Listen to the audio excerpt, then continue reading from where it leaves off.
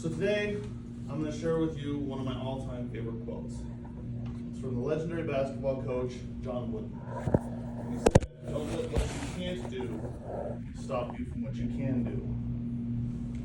But I've modified it a little bit to don't let what you can't control stop you from what you can control.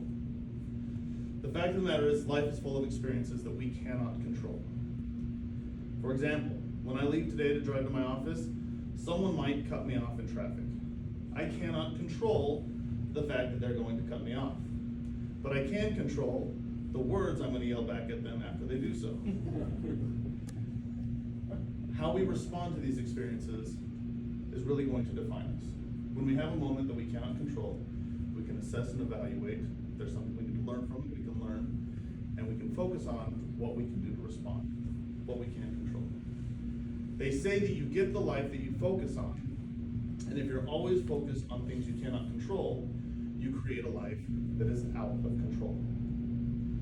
To the contrary, if you focus on the things you can control, you create a life of more control, of more growth, more abundance, more opportunity. Early on in my life, I had an experience that really illustrated this. After I graduated high school, I went and served a mission for my church in Mexico, Chihuahua. And my first area was in Ciudad Juarez. I was there for 7.5 months. And Ciudad Juarez regularly makes international headlines for 2 reasons. Does anyone know what those reasons are? Crime, drug trafficking, and then the kidnap, rape, and murder of women. In fact, it was considered a pandemic there for a while. It was terrible. Now, there are certain neighborhoods that are a little bit safer, more suburban type neighborhoods, but I was definitely not one of those. I was in the ghetto. But I loved my experience there. I loved interacting with the people. There were some amazing people I met. I ate some amazing food. I experienced some amazing culture. Something I learned about the Mexican people right away is when they worked really hard. And they were very dedicated to what they did. And when they partied, they threw great parties with amazing food. Even the church threw these amazing parties. In fact, one night, after we got home and I was getting ready to go to bed, I could hear fireworks in the distance. And I thought, oh, it's someone's birthday. And I started making plans for when my birthday came around. I was going to have fireworks for my birthday too. I was pretty excited about it. And every once in a while, I'd hear these fireworks in the distance. But there was also concerns and dangers there. Every couple of weeks, someone would come up and assume that I was a federal agent from America. But no one ever really bothered us. It was interesting though, because one night we're back at our house, and my companion, who was a very observant person, says to me, "The cartels are out fighting tonight." That was Juarez. He was probably right, no matter when he said that. But I looked at him and was like, "There's no way you know that. How could you possibly know that?" And he says, "You can hear it." And I couldn't hear anything. And he's trying to explain it to me, but I'm still cultivating my Spanish language skills, and I'm not picking up everything he's saying. Finally, after a couple of minutes, he goes, and as he does that, I start to hear the fireworks that I've been hearing, and I realize those are not, in fact, fireworks. Those are gunshots that I'm hearing on a regular basis.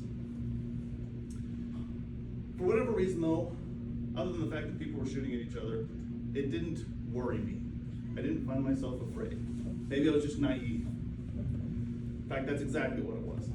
I hadn't cultivated that fear in my brain until it showed up on my doorstep.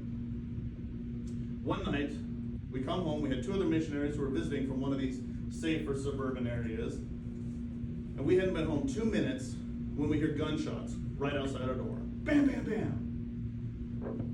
Now, me, being this young, naive missionary, I get curious. And so I say, "Hey, I wonder what's going on outside." And I start walking towards the door.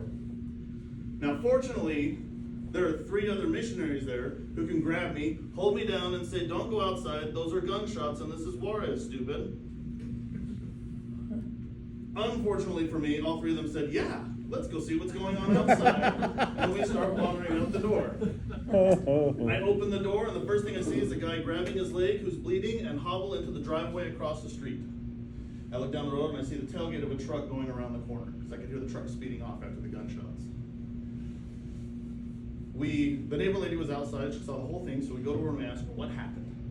And she said, well, these guys are part of a local drug cartel, and the leader was in the back of a truck looking for that guy who's part of a rival cartel. When they saw him, he jumped up, shot at him, and they drove off. I don't know how she was so knowledgeable about all the local cartels, but I guess that's just something you know around there. Upon hearing this, the other missionaries decide that they're going to go home, and the last things they say to us on their way out to their safe neighborhood was, good luck. After about a half an hour, I noticed the crowd starts dissipating, and I realized that there's a serious lack of sirens. There's no policeman, there's no ambulance, and I think everyone forgot to call an ambulance. And I go to my companion, and I say, do we need to call an ambulance for this guy? He says, that's a great question, I don't know. And so he goes to the neighbor lady, and he says, do we need to call an ambulance? And she gets the most puzzled look on her face. And she says, what for? He just got shot in the leg. He'll be okay. And I realized that I was living in a neighborhood where it wasn't that big a deal to get shot in the leg. Apparently he was just going to walk it off. I couldn't control that situation. I couldn't control what happened to him. I couldn't control the response. I couldn't control the fact that he didn't want the police or an ambulance to show up. But I assessed and evaluated, and I decided what I could control. And I went to my companion, and I said, I need you to promise me that if I ever get shot in the leg, you will call an ambulance. And he looks back at me and he says, I promise, as long as you promise to call an ambulance for me if that ever happens. And I said, deal. And we had a pact from that day forward that we would call an ambulance for each other if we needed to. And I've continually made that pact with other people. And I don't care if my wife gave me this confused look. I had my reasons when I wanted to know that she was going to call an ambulance. Even though sometimes I might be afraid she'll be the one that will shoot me. But what I need you to understand is that life has experiences that we cannot control. Do not focus on what you cannot control, or you will have a life out of control. Focus on what you can control. But the most important thing I need you to understand is that if you ever see me get shot in the leg, or anywhere else for that matter, I need you to call an ambulance. Will you commit to that by saying yes? Yes. Thank you, Madam Toastmaster.